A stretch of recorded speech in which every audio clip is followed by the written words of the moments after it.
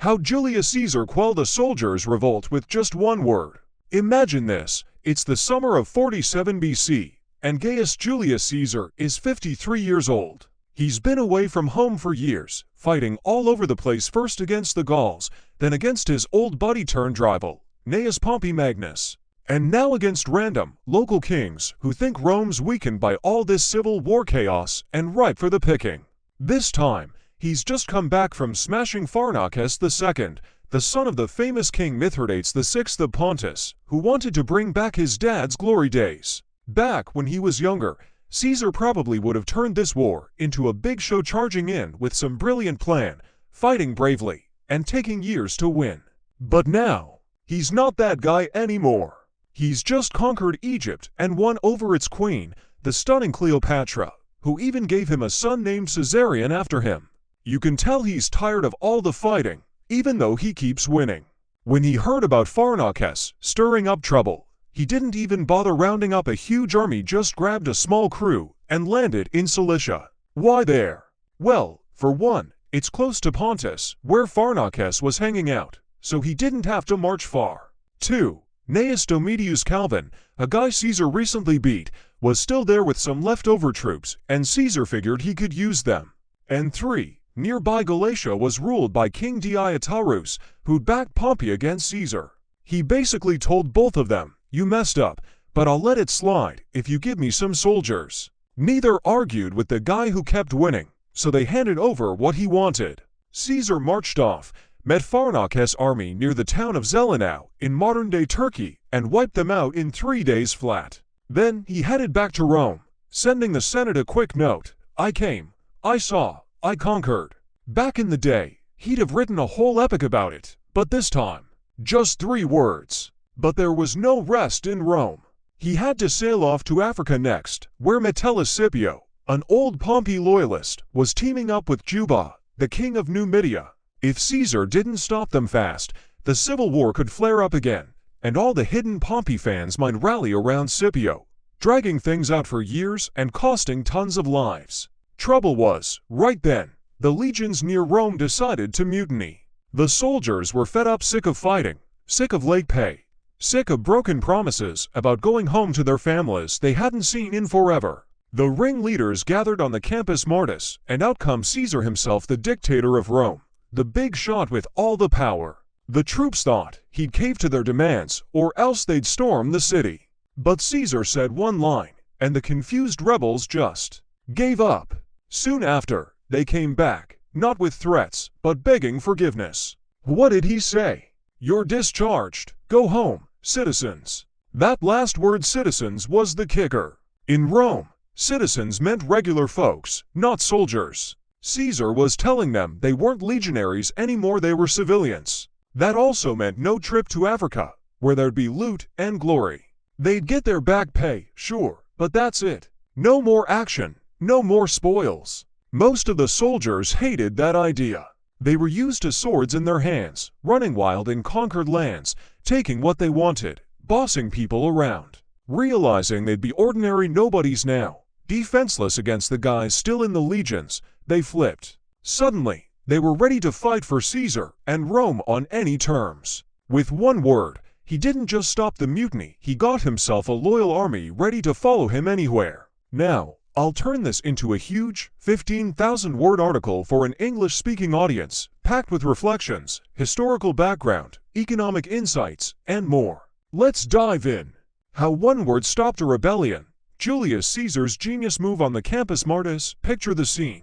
It's a hot summer in 47 BC, and Julius Caesar, a 53-year-old Roman bigwig, is wrapping up yet another war far from home. This guy's been on the road for years, battling everyone from the Gauls in what's now France to his former pal Pompey, and now he's dealing with local rulers trying to test Rome's strength while it's wobbling from civil war. His latest win: taking down Pharnaces II, son of the legendary Mithridates VI, a king from Pontus who dreamed of rebuilding his father's empire. Caesar crushed him, because of course he did, he's Julius freaking Caesar. In his younger days, Caesar would have made this war a blockbuster. He'd have cooked up some clever strategy, fought like a hero, and spent years grinding out a victory. But at 53, he's a different man. He's just come off conquering Egypt and charming Cleopatra, who's given him a son, Caesarion. Maybe he's over the whole endless war thing, even if he's still racking up Ws. When word got to him about Pharnaces causing trouble, he didn't mess around gathering a giant army. Nope, he took a small squad and landed in Cilicia, ready to roll. Why Cilicia? Smart move, really. First off, it's right next door to Pontus, so he didn't have to trek across half the world. Second, Gnaeus Domitius Calvin was there with some beat-up troops Caesar had already thrashed, perfect for borrowing a few extra hands.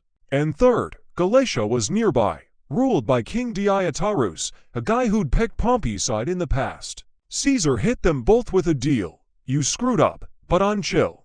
Give me some soldiers, and we're square. They looked at his track record, wins left, right, and center, and said, sure, take what you need. Off he went, clashing with Pharnaces near Zela, modern Turkey, and bam, 3 days later, the enemy's toast. He heads back to Rome, firing off a note to the Senate. Veni, Vidi, Vici, I came, I saw, I conquered. Back in the day, he'd have spun it into a bestseller, but now, 3 words, done. No downtime in Rome, though. Next stop, Africa, where Metellus Scipio, a die-hard Pompey fan, is buddying up with Juba, king of Numidia. If Caesar doesn't shut them down quick, the civil war's back on, and all the Pompey loyalists hiding out might find a new leader in Scipio, dragging Rome into more years of bloodshed. But here's the snag. Just as he's sorting this out, the legions camped near Rome lose it. They're done with war, done with late paychecks, done with promises of you'll see your family soon. They rally on the Campus Martis, this big field where troops muster, and they're ready to march on the city if Caesar doesn't play ball. The one-word power play, so outsteps Caesar himself. Not some lackey, the dictator of Rome, the guy who runs the show. The soldiers figure he'll either give in or they'll take Rome by force. But he hits them with one line. You're discharged. Go home, citizens. That's it. The rebels blink, scratch their heads, and wander off. Then they come crawling back, not mad anymore, but pleading, take us back, please. What's the magic here? It's all in citizens. In Rome, that word meant regular Joes, not soldiers. Caesar's basically saying, you're not my legionaries anymore, you're just people. And that means no ticket to Africa, where the loot and glory are waiting. They'd get their owed wages, sure, but no bonuses, no action. These guys lived for the sword-raiding towns, grabbing spoils, lording it over the locals. The thought of being plain old civilians, with no protection from the still-armed legions, flipped them out. Suddenly, they're begging to fight for Caesar again. No questions asked. One word, and he's got a mutiny squashed and a fired-up army in his pocket. Let's blow this up into a monster article. I'll throw in history, my own takes, some economic breakdowns, and extra bits I've dug up. The big picture, Rome in Caesar's time. To get why this mutiny moment matters, we've got to zoom out. 47 BC is peak chaos for Rome. The republic's falling apart. It used to be this solid setup where the elite and the regular folks kinda shared power, but by the 1st century BC, it's a mess. The rich are swimming in cash, the poor are dirt broke, and the army's turned into a personal tool for guys like Caesar. He's one of the heavy hitters. He teamed up with Pompey and Crassus years back, the first triumvirate, to keep Rome under their thumb. But Crassus died, Pompey and Caesar fell out, and it turned into a slugfest. Caesar beat Pompey in 48 BC at Pharsalus, but that didn't end it. Pompey's crew scattered, setting up shop in places like Pontus with Pharnaces or Africa with Scipio. Pharnaces' dad, Mithridates VI, had been a nightmare for Rome decades earlier, nearly tearing up their eastern empire. His son wanted a rerun, but Caesar shut it down fast. Soldiers and cash, why they rebelled? Let's talk about the troops. Rome's army wasn't what it used to be. Way back, it was citizen soldiers buying their own gear to defend the state. But by Caesar's time, after reforms from his uncle Gaius Marius, it's a pro gig for the poor. They get paid, promised land when they're done, and they're loyal to their general, not the Senate. That's a game changer. If your general wins, you're set loot, land, the works. If he loses, tough luck. Caesar was a pro at keeping them happy, doling out spoils, promising farms, firing them up. But by 47 BC, they're burnt out. They've slogged through Gaul, fought Pompey, hit Egypt, and now dealt with Pharnaces. Pays late, home's a distant memory, and the wars just keep coming. Economically, Rome's a wreck too. Civil wars drain the treasury. Provinces that used to send cash are either rebelling or looted dry. Trade's limping, taxes are a struggle. Caesar's hauling in gold from Egypt thanks Cleopatra, but it's not enough to fix everything. Mind games, how Caesar pulled it off back to the mutiny. Picture thousands of pissed-off soldiers, armed and ready to wreck Rome. Caesar strolls out solo and says, "You're discharged, go home, citizens." Why'd that work? He knew his guys. Being a legionary wasn't just a job, it was who they were. They loved the power, the fear they inspired. Calling them citizens stripped that away. It's like firing a CEO and telling them to flip burgers. Plus, he dangled the Africa campaign in front of them, riches from Numidia they'd miss out on. And he didn't beg or bargain, he just dropped the mic and walked. That's confidence. They'd seen him win too many times to bet against him. What happened next? With those soldiers back on board, Caesar sailed to Africa and smashed Scipio and Juba at Thapsus in 46 BC. Another big win, and he rolled into Rome as the top dog. But that mutiny moment? It shows how close he was to losing it all and how one word kept him on top. My take, what's the lesson here?